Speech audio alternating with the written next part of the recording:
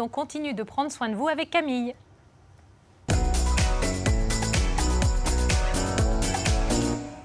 Alors Camille, on l'a dit, on va parler d'une gymnastique particulière, celle des yeux. On s'y attend pas à ça. Non, on s'y attend pas. Puis avec vos jolis yeux, alors ça prend une tournure tout à fait particulière.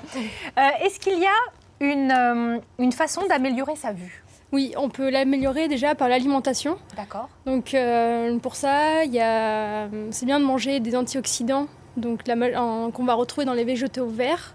Donc ça peut être les choux, épinards, brocolis. On peut aussi en retrouver dans les végétaux oranges et jaunes, genre carottes, poivrons, potirons.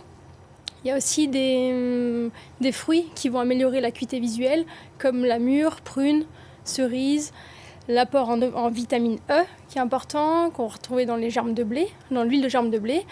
Et aussi dans les oméga 3, je pense que dans les huîtres, il peut y en avoir. Ah, il confirme Jean-Luc. Donc les huîtres vont être vraiment super pour la qualité visuelle. D'accord. Ma grand-mère me donnait toujours des myrtilles, moi. Je ne sais pas pourquoi. Oui, elle me donnait... myrtilles, c'est parfait. Très bien. Ouais. Bon. Il y a des capsules, on peut trouver en magasin bio pour augmenter... On peut aller voir un naturopathe peut-être pour se faire aider. Parce que naturopathe. Et parce que surtout, il y a une corrélation en médecine chinoise entre le foie, vésicule biliaire et les yeux. Donc c'est pour ça qu'il est très important de prendre soin de ces deux organes en passant par une nourriture vraiment saine pour prendre soin de sa vue. Pourquoi est-ce qu'on dit que la gymnastique oculaire peut favoriser la vue ? Parce qu'en fait, dès qu'il y a une déformation visuelle, les muscles autour des yeux vont être contractés. Donc en fait, la gym va permettre de les détendre et de les relâcher. Et ça va aussi remettre le globe oculaire dans son axe pour avoir une meilleure vue. On peut avoir le globe oculaire désaxé ? C'est ça. Très bien. Toutes les déformations visuelles, c'est comme ça qu'on vous regarde de travers. Quoi. C'est ça. Est-ce que vous avez quelques petits exercices à nous conseiller qu'on peut faire à la maison ? Bien sûr, le premier que je peux vous conseiller, c'est ce qu'on appelle le palming, qui est bien quand on a une fatigue oculaire ou quand on passe du temps devant l'ordinateur, par exemple. Pour ça, on s'installe confortablement, on frotte les mains. Ah bon ? Pour échauffer les yeux, on frotte les mains ? On se frotte Allez, les mains. et dites-moi les garçons, on le fait tous autour de la table. Hein. On pose les coudes sur la table doucement, Okay. pas faire de bruit. Et on met les mains comme ça devant les yeux. Et en fait, on va garder cette position. Je vous dirai stop un moment. Oui.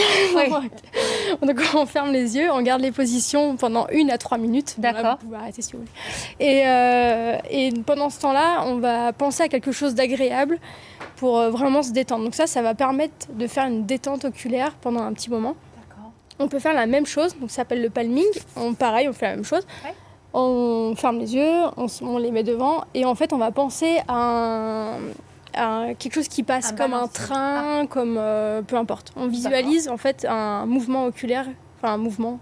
Mais vous faites ça donc de droite à gauche. Ouais, de droite à gauche en visualisation. Ok. Les yeux fermés, là qu'on visualise. Okay. Et en fait, cette visualisation, plus la relaxation dans les mains qui vont être réchauffées, qui vont créer l'obscurité, va entraîner une détente oculaire.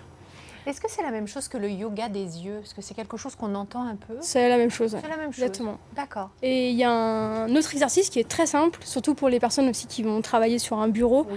C'est ce qu'on appelle l'accommodation près-loin. C'est-à-dire que là, par exemple, moi, je vais travailler, ma vue va être fixée sur le bureau. Et d'un coup, je vais jeter mon regard au loin. Et donc les yeux vont s'accommoder à l'autre vision et je vais revenir à une vision de près.